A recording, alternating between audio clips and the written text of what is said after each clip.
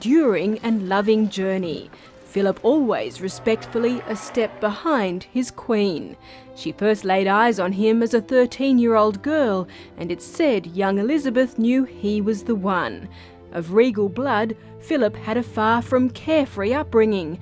He was born on the Greek island of Corfu into a royal family imported from Denmark.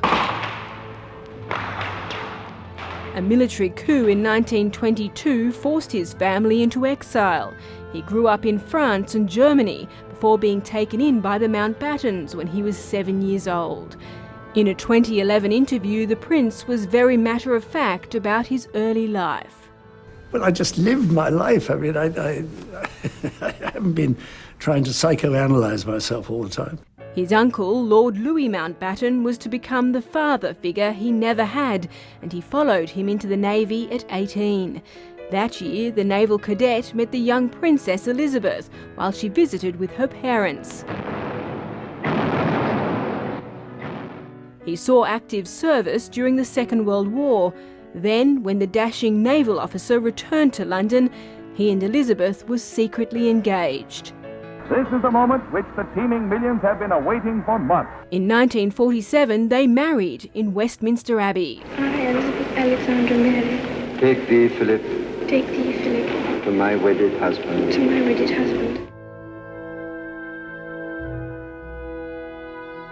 When King George VI died, the couple was in Kenya. On the way to Australia, Elizabeth became Queen.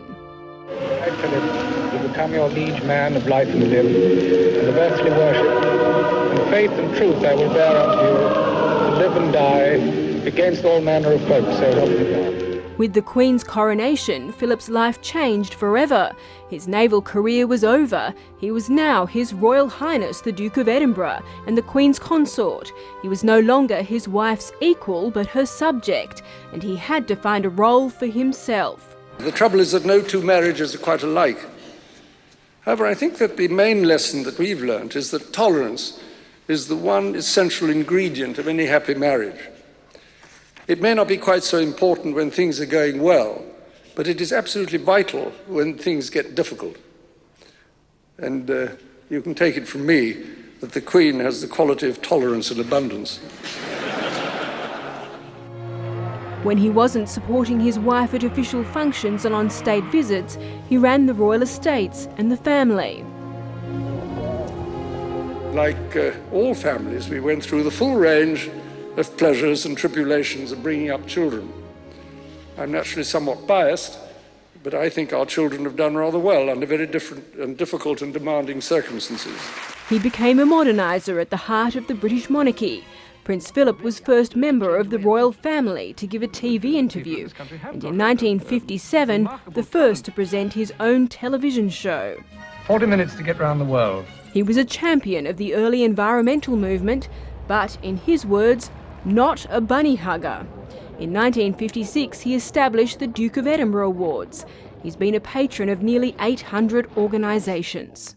The media has practically no sense of humour about itself, so it's very difficult. While giving only a handful of interviews over the years, Prince Philip has been a gift to the media, with his often indiscreet comments. He caused something of furore when he asked a group of Aboriginal dancers if they still threw their spears at each other. Do you feel that the press has been unfair to you, has given you a bit of a hard time, misrepresented you? I suppose, yes, occasionally, but I think that it has its own agenda, and that's it. You just have to live with it. In times of trouble for the royal family, Prince Philip provided support and advice. That's what we've been doing.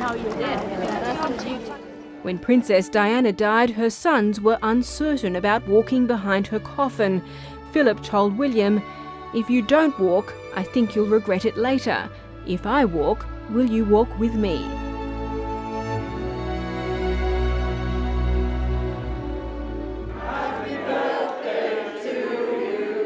On his 90th birthday in 2011, the Duke said he would slow down, but it wasn't to be. It was marked with the wedding of his grandson an historic visit to Ireland with the Queen, and hosting the Obamas at Buckingham Palace. In 2012, during the Queen's Diamond Jubilee celebrations, he was by her side again, doing a jaunty jig on the Thames. Now in his 90s, the Prince had several spells in hospital, but he always recovered. In May of 2017, the palace announced Prince Philip would withdraw from public life. He held the rank of Captain General of the Marines and watched on as the soldiers marched past and honoured him with a salute.